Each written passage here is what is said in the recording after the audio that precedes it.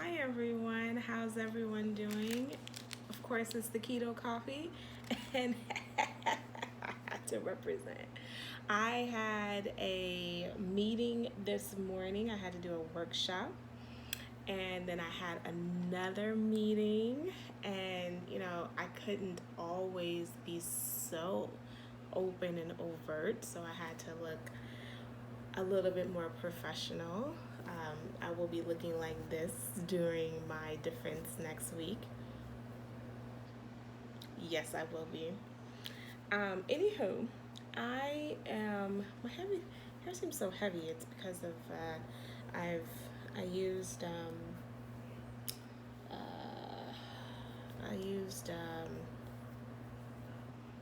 patterns, and I need to, I was in a rush because I woke up just in time to get ready to go to the workshop. So, anywho, so I've made a conclusion that I will be using this platform to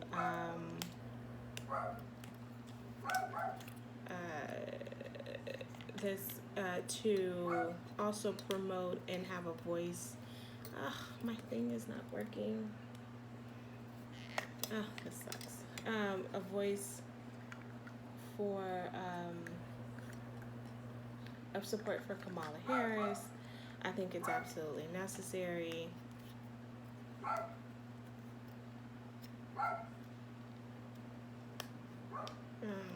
don't know why it's not working. Anyway, and I think it's absolutely necessary, and I am so here for it. I'm so excited for it, and that's what I'll be doing because I think it is pertinent to putting out the word to debunk some of this stuff. First of all, I don't feel, I have to admit, there's a few things that I have to admit. Number one, I have a real deep-seated problem with some black women coming out talking about, they don't know if they're going to be supporting, and she's not the best choice, and all of this other stuff. And it's like, you know what, let me explain something to you. I am not the one to have this conversation with. I am absolutely not the one to have this conversation with. Not today, not ever, and ever will I be the one to have this conversation with. You need to have that conversation with somebody else that's not me.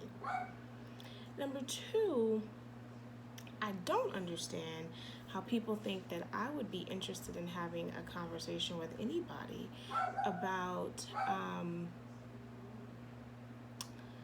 that she's not their first choice. I don't care if she's not your first choice. I don't care if she's just, I don't care. I don't care. She is the person on the ticket. I don't care if she's not.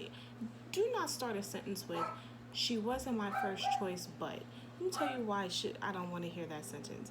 When I hear that sentence, she wasn't my first choice, but all I hear is, wah, don't care. She is the person who's on the ticket. Bam. And you think that and here's another thing. I need for people to understand something real quick, even before you get into my comments. I can take a lot of criticism. I can, and I'm not going to let you say that I can't. But what I won't take, what I will not tolerate, not on today, not on tomorrow, not on any day, is for somebody saying something disrespectful about my soror. Not today. Not today. Not tomorrow. Not ever. I don't care who you are. It's not happening. So it's just one of those conversations that need to be had. So if you want to be critical, then you need to talk. You will find yourself deleted and blocked. It's not happening. Okay. So let's just put that out there. Number two. So I'm going to make it real quick. because I'm not going to address, actually, I'm not even going to address it by name. I'm just going to say that Kamala Harris, the 14th Amendment says that anyone in America who was born in the continent of America, we can talk about property. We can, because there's territories, there's military bases, is an American. I don't care where you, and you know what's so funny is that how was this originated is because 13th, 14th, and 15th Amendment came out of the abolishment of slavery. There was an issue because there was an issue in regards to citizenship because slaves were not counted as citizens.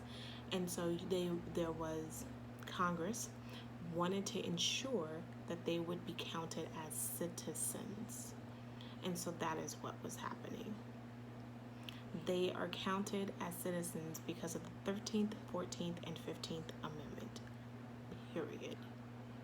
Kamala Harris was born in Oakland, California. There is no question. There is no, this is not even a conversation piece anymore. Read the 14th Amendment, know that she was born in Oakland, California, and period. Done. Next thing, the notion that she was born in white America. Okay, let me explain something to you, these people. When we talk about American culture, what are we talking about? What are we saying? And when I say that, we always say another race in front of it. Black American experience, Latino American experience, Asian American experience. Why? Because American experience is code for white. You cannot live in America, in any corner of America, and not have to have some level of interaction with white folks and white culture. Why? It's all on the TV. It's all at the movies. It's all in the books. It's all in the curriculum. America is built on, America perpetuates white culture. There is no way that a black person who was not born in segregation, I'll give you segregation at least, but even still, there was no way that a black person did not have to have some level of interaction and understanding of white culture at all. So this concept that she was born into white culture and she was culturized by whiteness and then made the decision to go to a black school is so pathetic. It is so, and tell me, when did Oakland become white? Do we know the history of how Oakland, let's go back to the AIDS and HIV. Who was the first AIDS case? It wasn't a white man from San Francisco. It was a black man from Oakland. And why did that happen? Because black men from Oakland could not feel comfortable in demonstrating who they had affection with. And so what did they do? They go across the bridge. They went across to San Francisco. And nobody cared about that young black gay male who died of AIDS and HIV first. It came on the radar when a white man, a white gay male, died of AIDS and HIV. Where in the world were the Black Panthers founded? And her parents were involved in the Black Panther movement. So explain to me, how in the world does a person from Black Panther, when? I mean, Oakland's becoming more white now, but it isn't. It wasn't white when she was there. It was the poor side. It wasn't poor. Well, there's pockets of Oakland that's poor. But it was the black side. And then as a black academic, 3% of all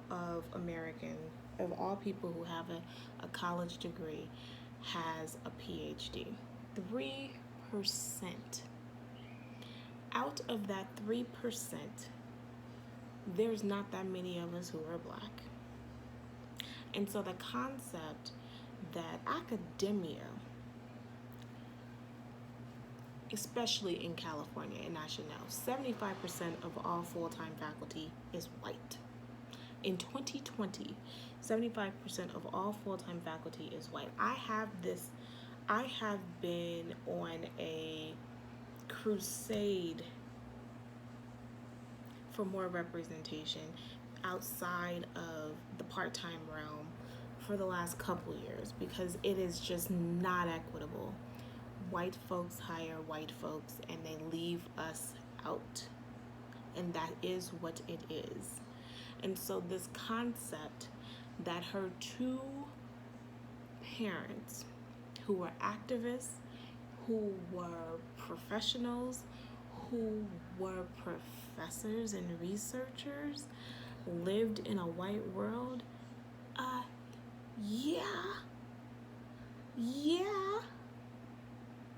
yes, especially in California. Especially in California.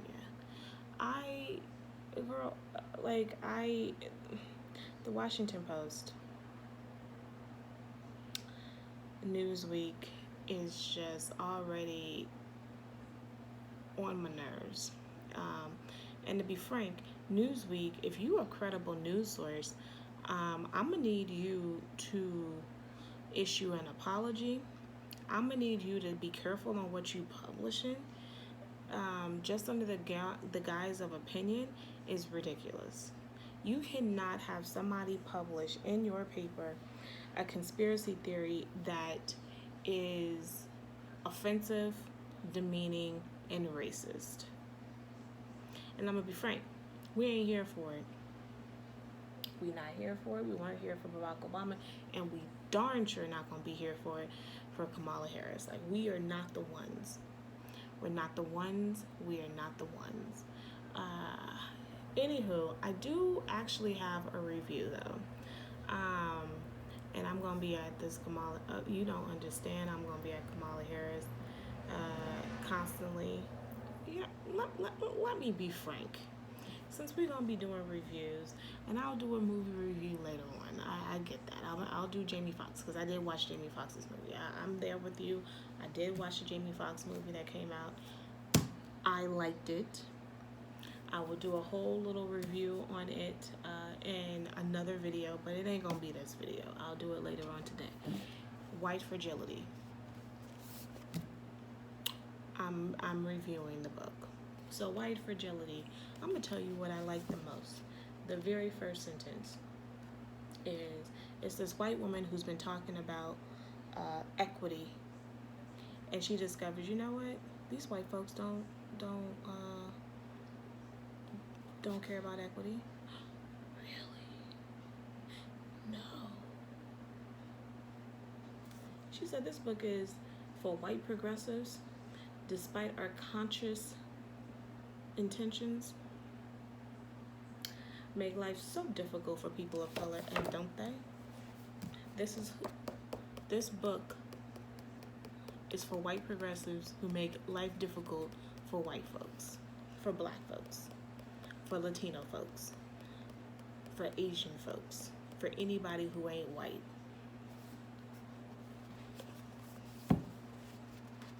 It's a damn shame that she has to write a book that is explaining to white progressives, you ain't that woke. And that's what she did.